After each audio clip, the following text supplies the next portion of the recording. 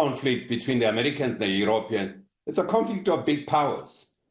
Both of them have the ability to underwrite any peaceful agreement. South Africa is in no way to play any role in the resolution of this conflict. Now, what is fundamentally different between the European and the American stance is that the American stance actually says that this conflict that has been going on is a proxy conflict. And that's why the Americans think that they can resolve this conflict by sitting down with the Russians and finding a solution that they would impose on the Ukrainians.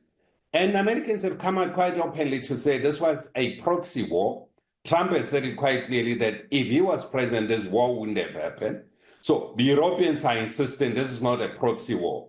This is a fundamental defense of Ukraine's sovereignty. And South Africa seems to play in that space, speaking about territorial sovereignty and so on, which is the stance of the Europeans. The Americans are thinking that actually Zelenskyy must make some compromises in terms of the Donbas areas that have now been annexed into Russia.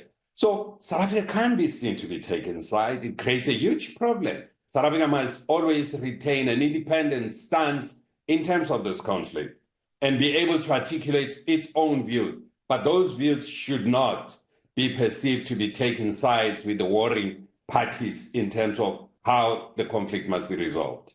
As we are talking now, actually, Zelenskyy is flying to Saudi Arabia to meet with Mohammed bin Salman.